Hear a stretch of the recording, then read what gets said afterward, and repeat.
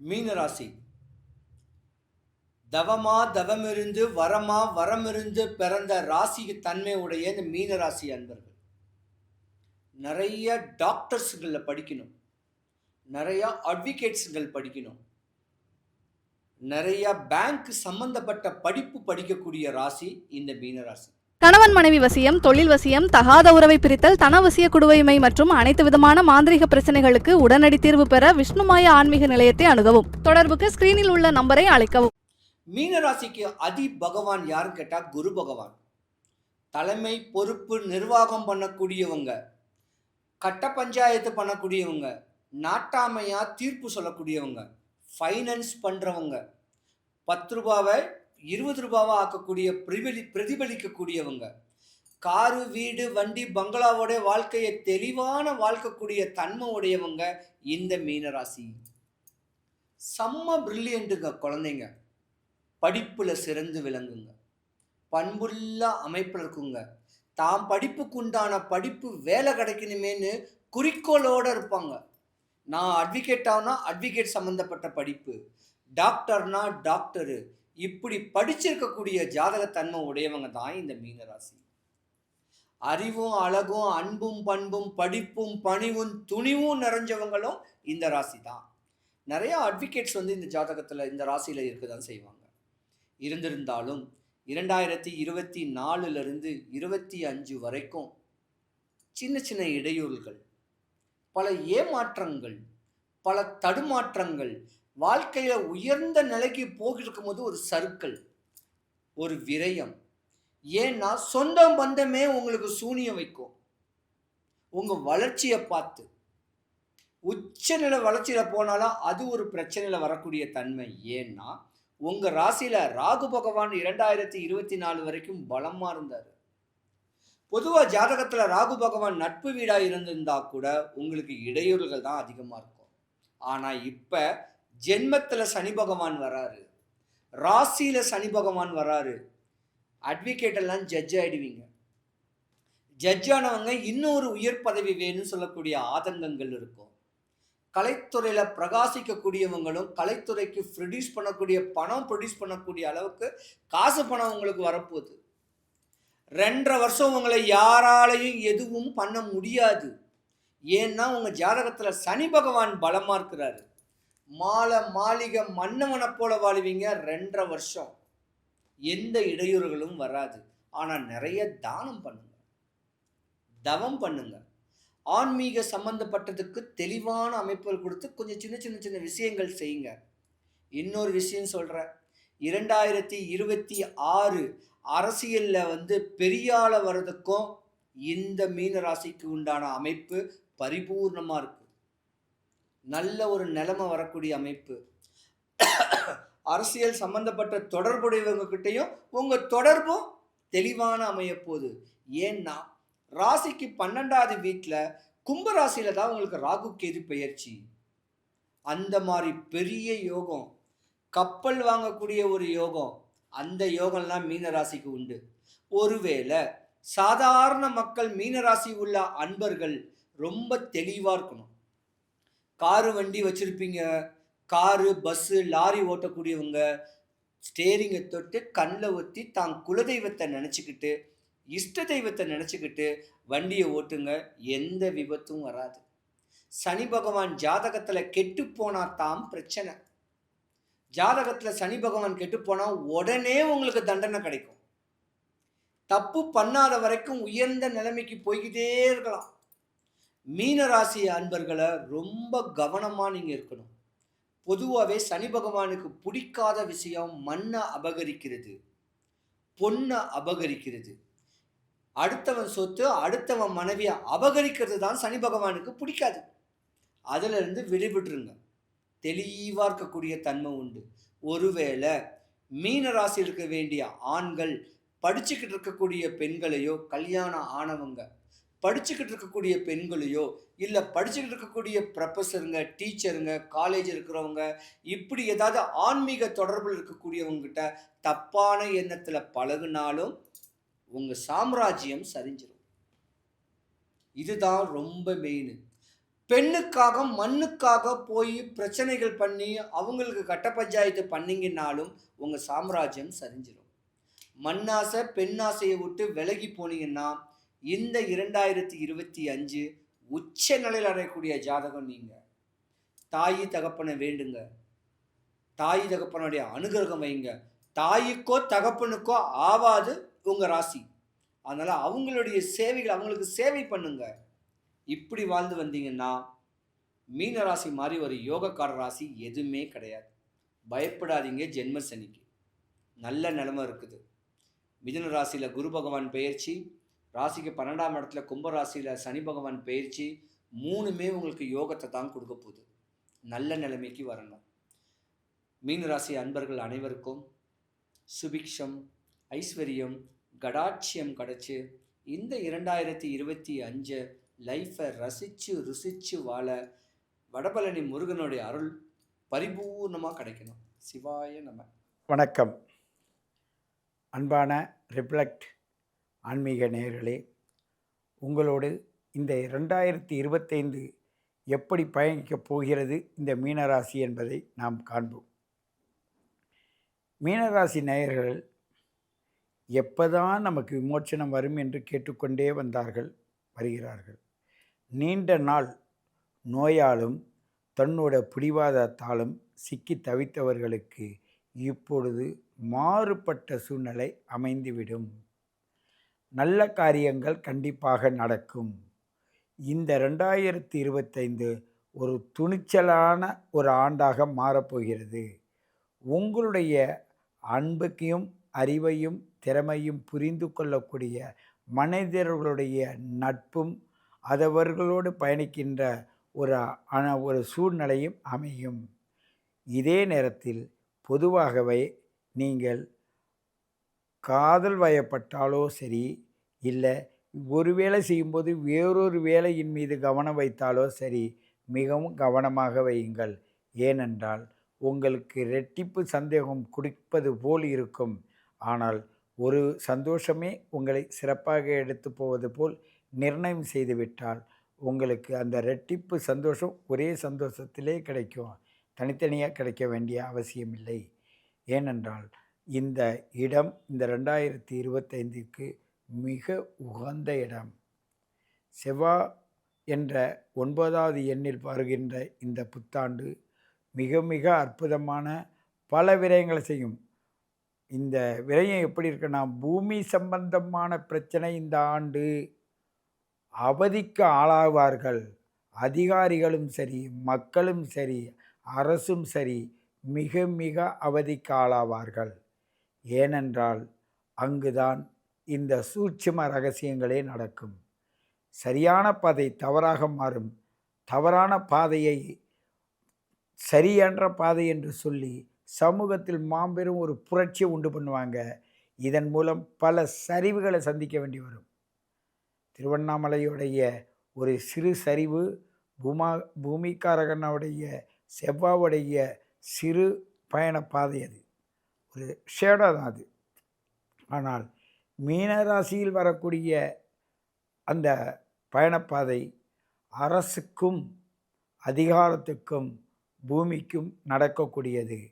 சூரியன் உச்சத்தை நோக்கி சென்றாலும் சரி, அந்த செவ்வாய் தன்னுடைய சொந்த வீட்டை பார்த்தாலும் சரி, மீனராசியை பார்க்கும்போது எல்லா மக்களும் அவதிக்கு ஆளாவார்கள். ஏனென்றால் அங்கு ராகுவும் இருக்கிறது என்பதை மட்டும் மனதில் கொள்ள வேண்டும்.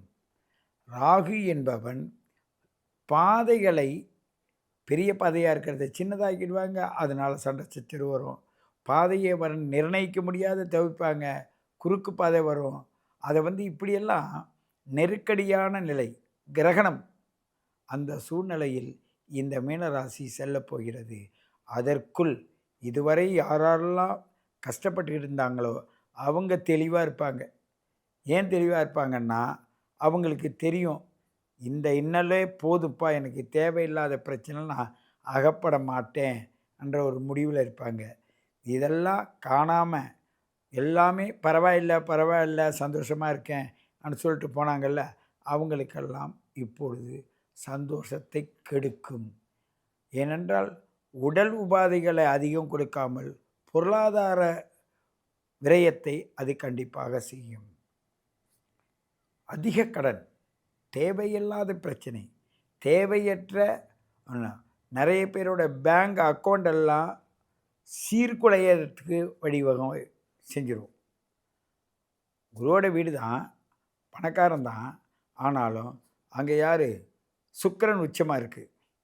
இப்போ இந்த குரு சுக்கிரன் வீட்டில் இருக்கான், அடுத்தது புதனுடைய வீட்டுக்கு போவான்.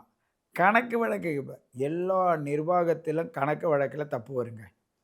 அது 2025 நடக்க போகுது. ஒரு வார்த்தையை பேசுனா அதை அன்பால் பதில் சொல்லாமல் அதிகாரத்தில் பதில் சொல்லி அந்த ஸ்தாபனத்தையே ஸ்தம்பிக்க வைக்கிறதுக்கான சூழ்நிலையை இவங்க உருவாக்கிடுவாங்க. ஆகையினால் நடுவில் இருப்பவரும் உள்ளே புகுந்து நிறைய விஷயங்களை மாற்றி விட்ருவாங்க. இயற்கையாக அதை அனுபவிச்சுட்டு வந்தவங்களும் அதில் சரியான முறையில் இல்லாமல் மற்ற விஷயத்தை நம்பி தன்னுடைய விஷயத்தையும் கோட்டை விட்டுருவாங்க. அப்படிப்பட்ட நிலைமையில்தான் இந்த மீனராசி செல்லப்போகிறது. இந்த 2025 செல்லப்போகிறது. இந்த 2025 வருக வருகவென்று நம் ரிஃப்ளெக்ட் ஆன்மீக நேயர்கள் மூலமாகவும் இந்த பிரபஞ்சத்தின் மூலமாக உங்கள் சித்தயோகி பேரம்பலவாணன் வாழ்த்தி வரவேற்கும் இந்த 2025 உங்களோடு சேர்ந்து கொண்டாடுவோம். நன்றி, வணக்கம், வாழ்க வையகம். மீனராசிக்காரர்களுக்கு 2025 ஆங்கில புத்தாண்டு எத்தகைய ஒரு ஆண்டாக இருக்க போகிறது? ஜனவரி மாதம் முதல் டிசம்பர் மாதம் வரை 2025 எப்படி ஒரு பலாபலன்கள் நிறைந்த ஒரு ஆண்டாக இருக்க போகிறது பார்க்கும் பொழுது, அதற்கு முன்னாடி நம்மளோட சேனல் ஃபர்ஸ்ட் டைம் வரவங்க மறக்காமல் சப்ஸ்கிரைப் பட்டன் கிளிக் பண்ணுங்க. ஸோ தட் தொடர்ந்து உங்களுக்கு வீடியோஸ் வரும்.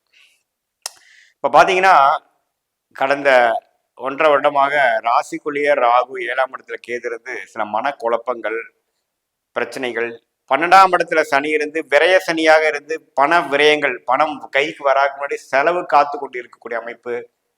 விரயம் விரயம் விரயம், அதில் சுப விரயமாக இருந்ததுன்னா நல்ல தசைகள் போகும்போது சுப விரயம், இல்லைன்னா அநியாயத்துக்கு தேவையற்ற விரயமாக தான் போய் கொண்டு இருக்கிறது. அதிகமான வட்டி கொடுக்கறது, தேவையற்ற விஷயத்தில் செலவு பண்ணுறது, போட்ட காசு திருப்பி எடுக்க முடியாத ஒரு நிலைமை, ஒரு சுப விஷயத்துக்காக ஒரு வீடு வண்டி வாகனத்துக்காக செலவு பண்ணக்கூடிய அமைப்புலாம் நிறைந்த ஒரு கலாபலங்கள் நிறைந்த மீனராசிக்காரன் போய்கொண்டிருந்தது கடந்த ஒரு வருஷமாக.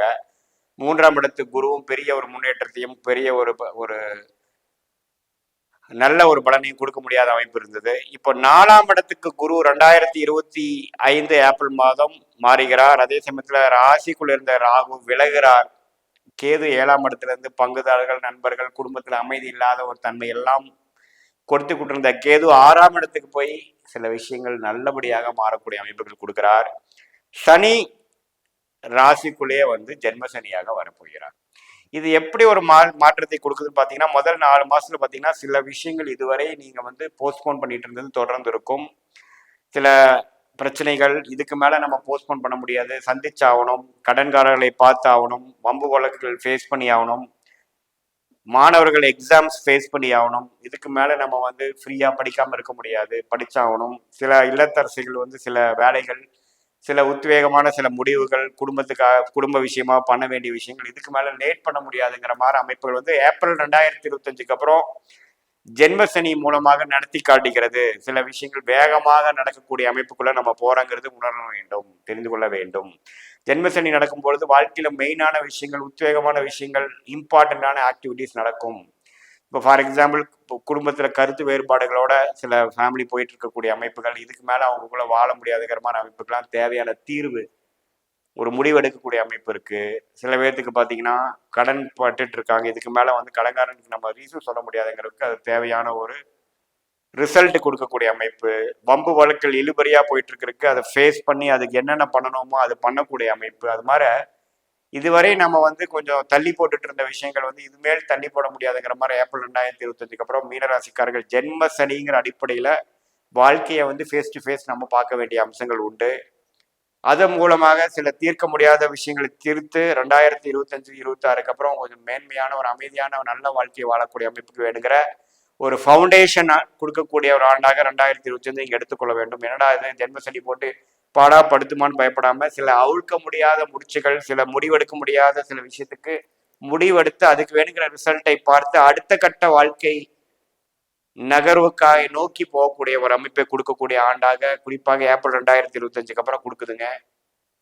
இதுவரை கடந்த 2 வருஷமாக எந்த விஷயத்துல நீங்க பாதிப்பும் எந்த விஷயத்துல மனநிறைவும் இல்லாம இருந்தீங்களோ அதுக்கு வேணுங்கிற தீர்ப்பு கிடைக்கக்கூடிய ஒரு ஜட்ஜ்மெண்ட் டே என்று சொல்லப்படுகிற அதுக்கு வேணுங்கிற விஷயத்தை பார்க்கக்கூடிய அமைப்பு கிடைக்குது. அது நடக்கும் பொழுது கொஞ்சம் மனம் வருடக்கூடிய ஒரு டென்ஷன் ஆகக்கூடிய ஸ்ட்ரெஸ் ஆகக்கூடிய அமைப்புகள் இருந்தாலும் பிற்காலத்தை நீங்க திரும்பி பார்க்கும் பொழுது அந்த ஒரு விஷயம்தானாலதான் அடுத்த விஷயத்துக்கு நாம போக முடிஞ்சது, அடுத்த ஒரு மேன்மையான ஒரு அருமையான வாழ்க்கைக்குள்ள நம்ம போக முடிஞ்சது, அடுத்த ஒரு மேன்மையான ஒரு தொழிலுக்குள்ள வேலைக்குள்ள வாழ்க்கை சம்பவக்குள்ள போக முடிஞ்சதுங்கிறது நீங்க உணர்வீங்க. நடக்கிறப்ப கொஞ்சம் மன வருத்தத்தை கொடுக்கக்கூடிய அமைப்பு தான் சனி. எப்பவுமே ஜென்ம சனிக்கு வரக்கூடிய அமைப்பு. அது கொஞ்சம் அமாவாசை டைம்ல எல்லாம் பிறந்து சந்திரன் ராகுவோட சேர்ந்து சனியோட சேர்ந்து இருக்கு, சந்திரன் சனியோட சேர்ந்து உங்க ஜாதகத்தில் இருக்குமாயின் ஒண்ணுமே ஜென்ம சனி தாக்கங்கள் அதிகமா இருக்கும். பட் அதை நீங்க நேர்த்தியான ஒரு மனநிலையோட தைரியமான மனநிலையோட எதிர்கொள்ள வேண்டும். அதுதான் பிற்காலத்துல உங்களுக்கு ஒரு தீர்வை கொடுக்கக்கூடிய அமைப்பா இருக்குங்கிறத நீங்க தெரிஞ்சுக்கணும். வண்டி வாகனத்துல போறவங்க கொஞ்சம் கேர்ஃபுல்லா இருக்கணும். எதையோ எண்ணத்துல போய் ரோட்ல நீங்க போயிட்டு இருக்கிறப்ப நீங்க சிந்தனை சிதைவுகள் இல்லாம பார்க்கணும். அதே சமயத்துல பங்குதாரர்கள் மற்றவங்களுக்கெல்லாம் கொஞ்சம் கேர்ஃபுல்லா இருக்கணும். கம்யூனிகேஷன் பண்ணிட்டு இருக்கக்கூடியவங்க ஒரு இமெயில் மூலமா மற்றது எல்லாமே கொஞ்சம் கேர்ஃபுல்லா பண்ணக்கூடிய அமைப்பு இருக்கு. திடீர்னு நாம பண்ணாத தப்புக்கு நம்ம பொறுப்பேற்கக்கூடிய அமைப்புகள் கொடுத்துரும். ஸோ 2024 ஏப்ரல் மாதத்திலிருந்து 2025 முழுக்க பார்த்தீங்கன்னா ஜென்மசனி தாக்கம் குறிப்பா பூரட்டாதி நட்சத்திரம் உத்திரட்டாதி நட்சத்திரங்களுக்கு அதிகமான தாக்கங்கள் இருக்கக்கூடிய அமைப்பு இருக்கு. கொஞ்சம் கேர்ஃபுல்லா இருக்கணும். பார்ட்னர்ஷிப்ல இருக்கிறவங்க கொஞ்சம் பார்த்து இருக்கணும். குடும்பத்தில் இருக்கிறவங்க கருத்து வேறுபாடுகள் வந்தாலும் கொஞ்சம் அட்ஜஸ்ட் பண்ணி போகணும். ஹெல்த் ஆல்ரெடி அஃபெக்டா இருக்கிறவங்க கரெக்டான ட்ரீட்மெண்ட்டுக்கு பார்க்கணும். மாணவர்கள்லாம் கொஞ்சம் கேர்ஃபுல்லாக கான்சன்ட்ரேட் பண்ணி படிக்கணும். அதிக ஹார்ட் ஒர்க் பண்ணணும். அவங்களோட மீனராசி குழந்தைகளுடைய பேரண்ட்ஸ் கொஞ்சம் குழந்தைங்களை பார்த்து கவனிச்சு கொண்டு வேணும். நம்ம தண்டிச்சோ நம்ம கடுமையாக இருந்தோம்னா வேலைக்காகாது. கொஞ்சம் தட்டி கொடுத்து தான் கொண்டு போகக்கூடிய அமைப்புகள் தேவைப்படுகிறது. அதே சமயத்தில் சில முடிக்க முடியாத கருத்து வேறுபாடுகள் நிறைந்த உறவுகளாக இருந்தாலும் சரி, சில வம்பு வழக்குகளாக இருந்தாலும் சரி, ப்ராப்பர்ட்டி ரிலேட்டடான விஷயங்களாக இருந்தாலும் சரி, கடன்படுதலாக இருந்தாலும் சரி, எல்லாமே கொஞ்சம் ஃபேஸ் பண்ணி அதுலேருந்து நம்ம அடுத்த கட்ட நடவடிக்கை போகக்கூடிய அமைப்புகளும் கொடுக்குது. குரு 4ஆம் இடத்துக்கு தொழில் மேன்மை கொடுக்குது. என்னதான் இத்தனை பிரச்சனை இருந்தாலும் தொழிலில் கொஞ்சம் டெவலப்மெண்ட் இருக்கும். தொழில் போயிட்டு தான் இருக்கும். இடம் சார்ந்த விஷயத்தினால கொஞ்சம் ஆதாயம் பெறுவீங்கள். பிரச்சனையை முடிச்சுப்பீங்க. தாயார் மூலமாக சில பெனிஃபிட் வரக்கூடிய அமைப்புகள்லாம் உண்டு. ஸோ வேலை தொழிலில் ஒரு முன்னேற்றம் இருந்தாலும் சில பர்சனல் விஷயங்கள் ஃபினான்ஷியல் விஷயத்துக்கு சில விஷயங்கள் ஃபேஸ் பண்ணி நீங்கள் தீர்த்துக்கூடிய அமைப்பு இருக்குது. உடம்பு ரீதியான மன ரீதியான விஷயத்தை கொஞ்சம் கேர்ஃபுல்லாக பார்த்து நம்ம ஸ்ட்ரெஸ் ஆகாமல் நம்ம உடம்பை வருத்திக்காமல் தூக்கத்தை இழக்காமல் இந்த ஒரு வருடம் கொஞ்சம் கேர்ஃபுல்லாக வேண்டியனால் 26க்கு அப்புறம் நல்ல முன்னேற்றத்தை கொடுக்கக்கூடிய ஒரு ஃபவுண்டேஷன் கொடுக்கக்கூடிய ஆண்டாக 25 அமையும். இது பொதுவான பலனை தவிர உங்களுடைய ஜென்ம ஜாதகத்தில் எத்தகைய தசாபுத்திகள் போய் கொண்டிருக்கிறது, உங்களோட லக்னத்துக்கு ராஜக தசைகள் போய் கொண்டிருக்கிறதா அது வரக்கூடாத தசைகள் போய் கொண்டிருக்கிறதா பொறுத்து இப்போ நான் சொன்ன சாதகமற்ற பலாபலங்கள் கொஞ்சம் அதிகமாகவும் குறைவாகவும் நீங்கள் பார்க்கலாம், உணரலாம். இது அப்படி பார்க்கும்பொழுது உங்களோட தசாபுக்திகள் ஜென்ம ஜாதகம் பார்க்கும்பொழுது immediate future long term future அப்படிங்கிறது நம்ம துல்லியமாக பார்க்கலாம். இது ஒரு பொதுவான பலன்களே என்பதை நீங்கள் புரிந்து கொள்ள வேண்டும். மீண்டும் மற்றொரு காணொலியில் சந்திப்போம். நன்றி, வணக்கம்.